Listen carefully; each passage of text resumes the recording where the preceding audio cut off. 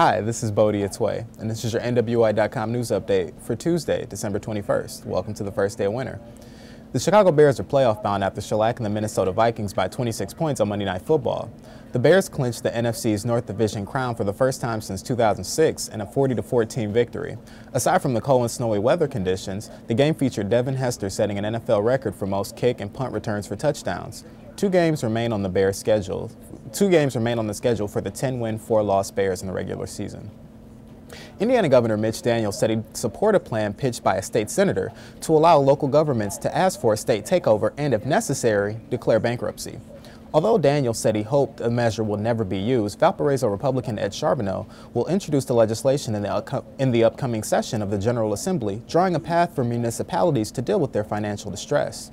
The legislation would allow local government meeting one of 8 criteria to ask the Indiana Distress Unit Appeals Board to appoint an emergency manager to run the government with the powers of both the executive and the council. Indiana's public high school graduation rate improved this year compared to 2009, according to data released Monday by the State Department of Education.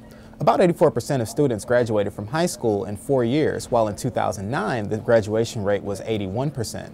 About 36% of high schools had at least 90% of their students graduate within 4 years, and State Superintendent of Public Instruction Tony Bennett said he'd like to raise that number. Skywatchers were treated to a total lunar eclipse early this morning as the moon appeared to turn from a bright silver to a red disk.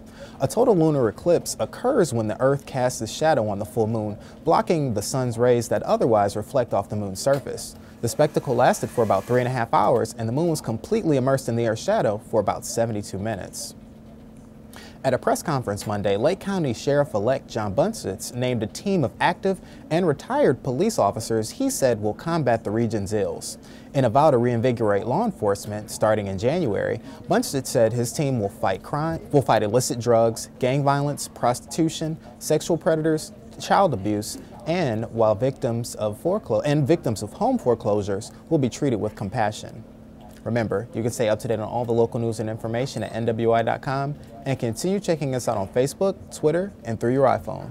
Thanks for logging on.